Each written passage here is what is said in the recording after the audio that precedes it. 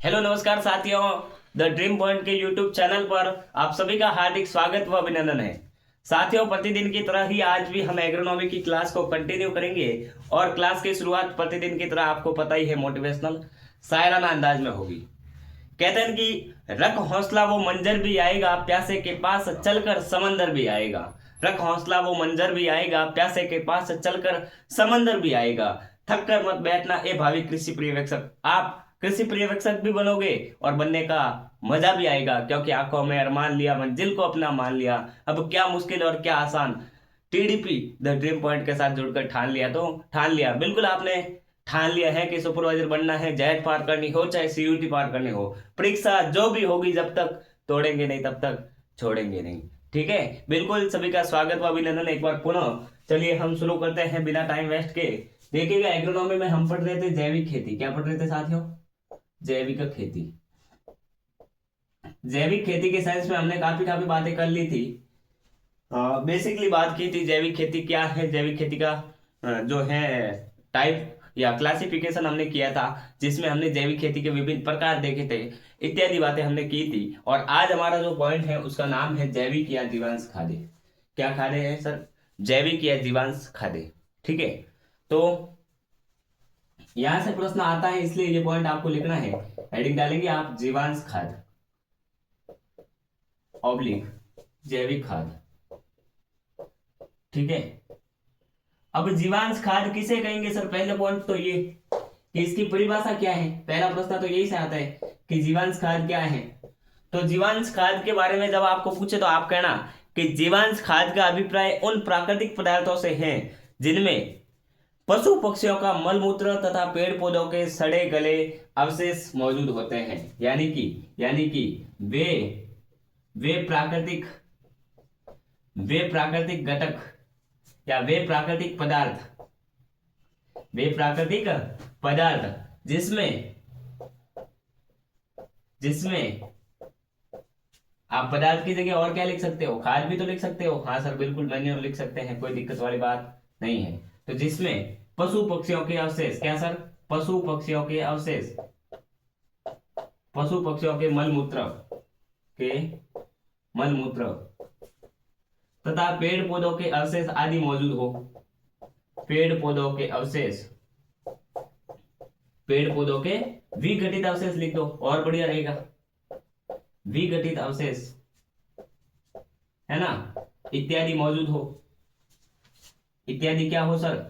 मौजूद हो। तो उसे हम क्या कहेंगे? उसे हम कहेंगे जैविक या जीवांश खाद। उसे हम क्या कहेंगे? जैविक या जीवांश खाद। इस बात का थोड़ा सा क्या रखना है, ध्यान रखना है। अब आप देखिएगा, इनमें पोषक तत्वों का विघटन धीरे धीरे होता है, अतः इनका प्रभाव खेत में 2 से 3 वर्षों तक रहता है। तो इनका प्रभाव आप कहोगे, आपको पता ही है भाई, पोषक तत्वों का विघटन बिल्कुल धीरे धीरे होगा। ठीक है, क्योंकि जैविक चीज है, कार्बनिक चीज है। ठीक है, तो इनको सड़ने गलने में या एक प्रकार से रूपांतरित होने में, हस्तांतरित होने में थोड़ा सा क्या लगेगा? टाइम लगेगा। तो आप लिखेंगे अगला पॉइंट जो आपको पूछा जाता है जीवांश खाद का प्रभाव निम्न में से कितने वर्षों तक रहता है? तो आप कहोगे जीवांश खाद का प्रभाव रहता है खेत में 2 से 3 वर्ष तक। 2 से 3 वर्ष तक रहता है खेत में भाई। ठीक है, इस बात का थोड़ा क्या रखना है, ध्यान। अब इनके प्रयोग से मृदा की तीनों अवस्थाओं में सुधार होता है। मृदा की तीनों अवस्थाएं कौन सी सर? मृदा की तीनों अवस्थाओं में सुधार होता है, जैविक, रासायनिक और भौतिक।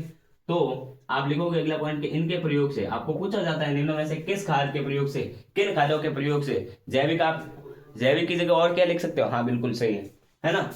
इनके प्रयोग से मृदा की तीनों अवस्थाओं में सुधार होता है। मृदा की तीनों अवस्थाओं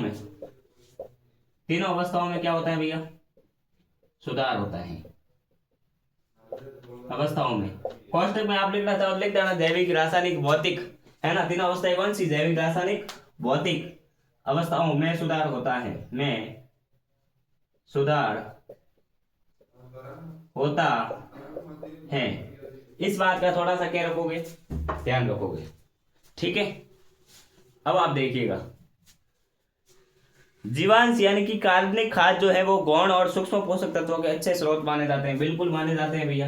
है ना। सूक्ष्म पोषक तत्व कौन कौन से, बोरॉन, आयरन, है ना, जिंक, मैग्नीज और कॉपर इत्यादि जो है वो गौण या सूक्ष्म पोषक तत्व है।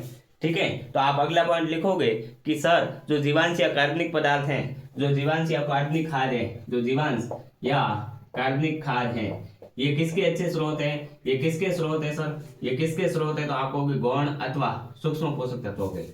ये किसके स्रोत है सर, गौण अथवा सूक्ष्म पोषक तत्वों के, सूक्ष्म पोषक तत्वों के, है ना। इस बात का थोड़ा क्या रखना है, ध्यान रखना है। ठीक है, अब आप देखिएगा रासायनिक उर्वरकों के उपयोग के कारण मृदा में गौण और सूक्ष्म पोषक तत्वों की कमी आ रही है। हमारे देश में आज 46% मृदाओं में जिंक की और 11.5% में किसकी कमी है, लोहे की यानी कि आयरन की, और 4.8% मृदाओं में कॉपर की कमी है। वेरी वेरी इंपॉर्टेंट पॉइंट है, आप नोट लगा के भी देख सकते हैं। वेरी इंपॉर्टेंट पॉइंट, अपने देश में भारत में आप 3 बातें याद रखोगे। एक तो आपको बार बार पूछा जाता है भारत में कितने प्रतिशत मृदाओं में जिंक की कमी पाई जाती है, तो आप कहोगे भारत में जिंक की कमी तो कितने प्रतिशत मृदाओं में है सर, 47% कमी। 47% मृदाओं में जिंक की कमी कितनी मृदाओं में है सर, 47% भारत की मृदाओं में किसकी कमी पाई जाती है, जिंक की कमी पाई जाती है। इसके बाद अगला था सर कौन सा, आयरन, लोहा, 11 पॉइंट, है ना, बिल्कुल। अगला है सर कौन सा, अगला है, हाँ बिल्कुल, 11.5% कौन सा है सर, जिंक है। कौन सा है सर, बिल्कुल बिल्कुल, हाँ सही है। 11.5% कौन सा है सर, लोहा है। कौन सा है, लोहा है। आयरन है, क्या है सर, आयरन। ये आयरन कितने प्रतिशत मृदाओं में कमी है आयरन की, आयरन की आप कहोगे 11.5%, कितनी सर, 11.5%, 11.5% मृदाओं में। ठीक है, इसके अलावा तीसरा पॉइंट आप ध्यान रखोगे कि 4% मृदाओं में, 4% मृदाओं में किसकी कमी है, कॉपर की, और 4% मृदाओं में मैग्नीज की। तो 4.8 तो है कॉपर भाई, 4.8% मृदा तो किसकी कमी दर्शाती है, कॉपर की, और 4% मृदाओं में किसकी कमी है, मैग्नीज की। किसकी है सर, मैग्नीज की, है ना, Mn लिखा जाता है शॉर्ट में इसको। अब आप देखिएगा ये जो पोषक तत्वों की कमी वाला पॉइंट है ना, ये आप नोट लगा के अलग से लिखना। यहाँ से क्वेश्चन मैं फिर रिपीट कर रहा हूं, आते हैं बार बार पूछे जाते हैं, इसलिए ये चारों ही स्टार लगा के लिख देना, इंपॉर्टेंट है ना, दे देना इनको 5 स्टार। ठीक है, ये सारे के सारे इंपॉर्टेंट हैं। जिंक 46% मृदाओं में कमी है भाई, आयरन की 11.5% मृदाओं में जिंक वाला पूछा गया है। जिंक में ये भी पूछा जाता है कि धान का खैरा रोग किसकी कमी के कारण होता है, तो वो होता है जिंक की कमी के कारण। किसकी कमी के कारण, जिंक की कमी के कारण। और धान के खैरा रोग की खोज किसने की, वाईएल नैने ने। अब आप देखिएगा साथियों, अगर मैं बात करूं अगले पॉइंट की, चलिए सर बात करते हैं अगले पॉइंट की। ठीक है, तो देखिएगा ये जो जीवांश खाद है ये 2 प्रकार की है। कितने प्रकार की है सर, 2 प्रकार की। तो हम करेंगे जीवांश खादों का वर्गीकरण। क्या करेंगे, वर्गीकरण। तो साथियों जो जीवांश खाद है, इस जीवांश खाद को हमने बांटा 2 भागों में। कितने भागों में, 2 भागों में, यानी कि मैं यहाँ लिख रहा हूं 2 प्रकार। कितने प्रकार लिख रहा हूं सर, 2 प्रकार लिख रहा हूं। अब ये जो जीवांश खाद 2 प्रकार की है, इसमें पहली तो आती है स्थूल यानी कि भारी या कार्बनिक खाद। तो पहली तो कौन सी सर, स्थूल कोष्टक में लिख देना भारी, और इसको क्या कहते हैं, कार्बनिक खाद। क्या सर, कार्बनिक खाद, स्थूल कार्बनिक खाद, है ना, स्थूल कार्बनिक खाद। तो सबसे पहले तो इसकी बात करते हैं, दूसरी आएगी सांद्रित, फिर उसकी बात कर लेंगे। जैसे जैसे जो आएगी उनकी बात करते जाएंगे। ठीक है, तो देखिएगा साथियों, ऐसी जीवांश खादों में कार्बनिक पदार्थों की मात्रा अधिक और पोषक तत्वों की मात्रा कम होती है। वेरी इंपॉर्टेंट, एक ही पॉइंट लिखाऊंगा इसमें, एक ही पॉइंट लिखाऊंगा, और वो पॉइंट ये है कि इनमें कार्बनिक पदार्थों की मात्रा अधिक।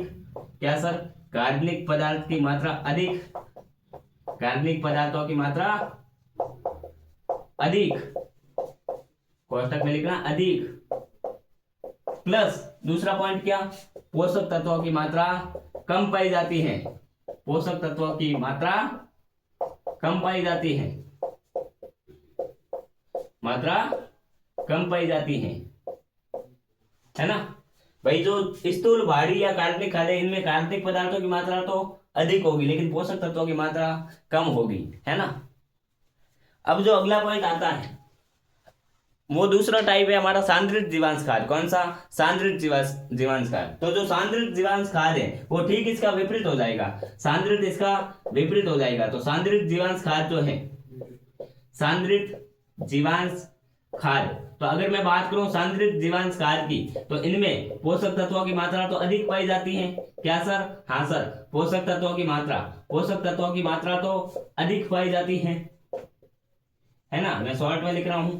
और कार्बनिक पदार्थों की मात्रा कम पाई जाती है। यस सर, कार्बनिक पदार्थ की मात्रा कम पाई जाती है, कार्बनिक पदार्थ की मात्रा कम पाई जाती है। इस बात का थोड़ा क्या रखना है ध्यान, यानी कि ये दोनों एक दूसरे के विपरीत है। ये तो कार्बनिक पदार्थ अधिक रख रहा है, ये कार्बनिक पदार्थ कम रख रहा है। ये पोषक तत्व अधिक रख रहा है, सॉरी कम रख रहा है, ये पोषक तत्व अधिक रख रहा है ना। अब आपको इनके उदाहरण पूछे जाते हैं तो उदाहरण लिख दो, वेरी वेरी इंपॉर्टेंट। तो इस इनसे भी ज्यादा इंपॉर्टेंट अगर कोई चीज है तो वो है इनके उदाहरण। तो आपको बार बार पूछे जाते हैं कि बताओ निम्न में से सांद्रित जीवांश खाद है, बताओ निम्न में से कौन सी एक स्थूल खाद है। ठीक है, तो अब जीवांश खाद में जो दोनों खादे हैं, सांद्रित और स्थूल, इनके उदाहरण लिख लेते हैं साथियों। उदाहरण में सबसे पहला हमने कौन सा लिखा सर, अरे स्थूल लिखा ना, हाँ सर स्थूल लिखा, स्थूल नहीं लिखा रे, स्थूल लिखा, स्थूल भारी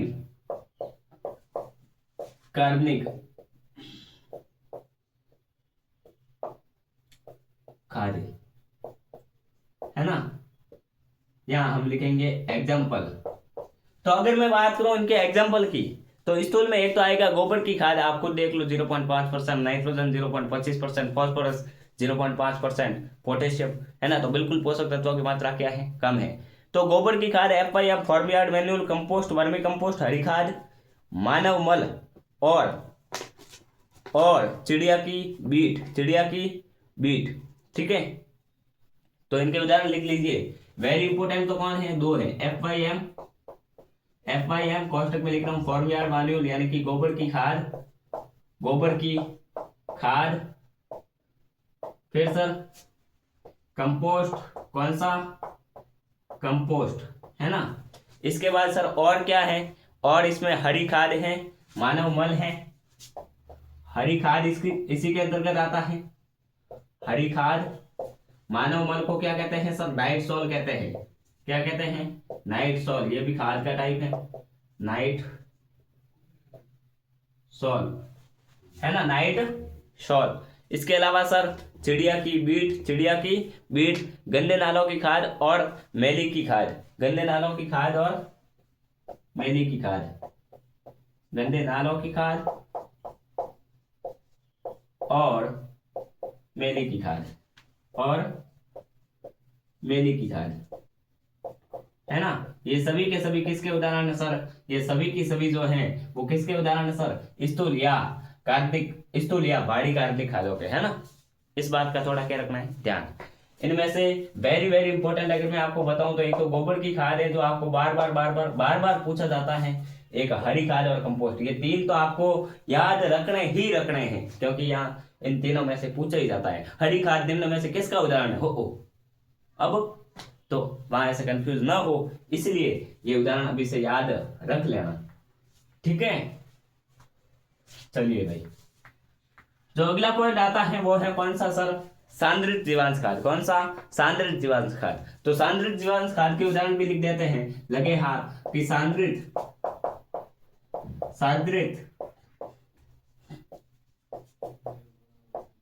अगर मैं बात करूं सांद्रित जीवांश खाद की, ठीक है, तो आप देखिएगा कि खलिया यानी कि केक, हड्डी का चूरा, सूखा रक्त, मछली की खाद।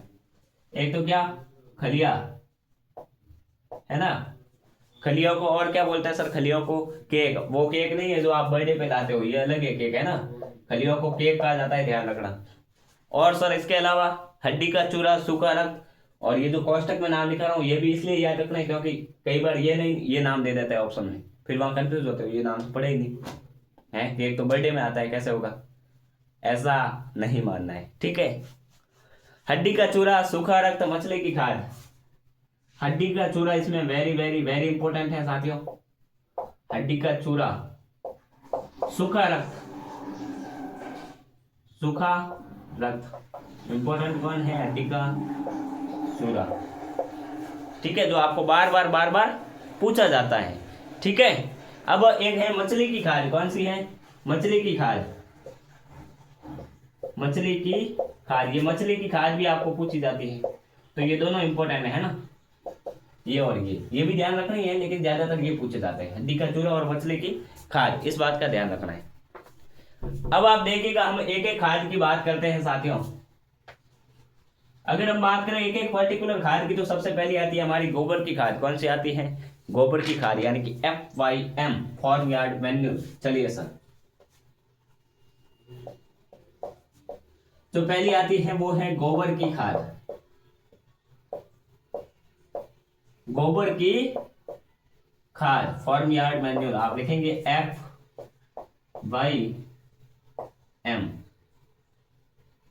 ठीक है।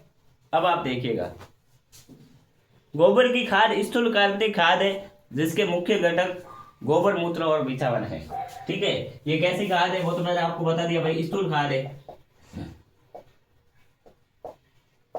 स्थूल कार्बनिक खाद है, ये तो मैंने आपको बता दिया। अब इसके मुख्य घटक आपको बार बार पूछे जाते हैं, इसके मुख्य घटक, मुख्य घटक कौन सा है सर इसके, गोबर, मूत्र और बिछावन, कौन कौन से, गोबर, मूत्र और सॉरी, गोबर, मूत्र और बिछावन है ना, गोबर, मूत्र और बिछावन, ये क्या है, इसके मुख्य घटक है। गोबर की खाद में मुख्य पोषक तत्वों की मात्रा आपसे बार बार पूछी जाती है, तो इनमें पोषक तत्वों की मात्रा लिखो आप, पोषक तत्व आप लिखो, पोषक तत्व, और पोषक तत्व लिख के ऐसे एरो बना दो, 1 2 3, N मतलब नाइट्रोजन, P मतलब फॉस्फोरस, K मतलब पोटास, लिख देना अपनी सुविधा अनुसार। 0.5%, 0.25% और 0.5%, इस प्रकार से है पोषक तत्वों की मात्रा। इसमें 3 पोषक तत्व मुख्य रूप से इसमें पाए जाते हैं। फिर सर के गोबर की खाद को सड़कर तैयार होने में 3 माह का समय लगता है और इसका प्रयोग खेत में फसल बोने के 1 माह पूर्व करना चाहिए। तो सर गोबर की खाद को तैयार होने में कितना समय लगता है, तैयार होने में कितना समय लगता है, तैयार होती है 3 माह में। कितने माह में तैयार होती है, 3 माह में। नवी नवी बींदनी होती है ना, जो ज्यादा नखरे करती है, ठीक है, टाइम ज्यादा लगाती है तैयार होने में, ठीक है। मैं अब इस पे ज्यादा नहीं बोलूंगा, ज्यादा बोलूंगा तो विवाद हो जाएगा, छोड़ो, ठीक है। तैयार होती है 3 माह में, ठीक है। तो ये भी थोड़ी मतलब उसी टाइप में है। तैयार कितने माह में हो जाती है, 3 माह में हो जाती है, ठीक है। और इसको सर जो है खेत में फसल बुआई से हाँ सर, फसल बुआई से 1 माह पूर्व 1 महीने पहले खेत में डालना चाहिए। किसी भी फसल की बुआई से 1 महीने पहले आप गोबर की खाद डालो, ठीक है। यूं नहीं कि भाई फसल की बुआई के बाद, तो वो काम नहीं आएगी। 3 माह में तैयार होती है, 1 महीने पहले बुआई के डालनी चाहिए, ठीक है। विभिन्न फसलों के हिसाब से खेत में गोबर खाद 10 से 25 टन तक डाली जाती है। फलदार पौधों में 10 से 20 किलोग्राम प्रति पौधा पर्याप्त है। अब आप देखिएगा, एक वेरी इंपॉर्टेंट पॉइंट मैं आपको बता रहा हूँ, वेरी इंपॉर्टेंट, कि अलग अलग फसलों में अलग अलग मात्रा रखते हैं, है ना। Different crops and different quantity, yes, different crops and different quantity, ठीक है। तो आपको पता ही है भाई, अलग अलग फसलों में अलग अलग मात्रा रखते हैं, लेकिन खेत के हिसाब से आप मान लो एवरेज फसल की, अगर मैं बात करूं तो आप एवरेज मान लो 10 से 25 टन, 10 से 25 टन, ये तो एक एवरेज औसत है किसका, फसलों का। लेकिन जब फलदार पौधों की बात करें, फलदार पौधों यानी कि फलों की, है नहीं, फलों की बात करें तो 10 से 20 किलो खाद प्रति पौधे के हिसाब से आप एवरेज मान सकते हो। खाद प्रति पौधा किसमें? फलों में। किसमें? फलों में। इस बात का थोड़ा क्या रखना है, ध्यान रखना है। ठीक है, अब आप देखिएगा,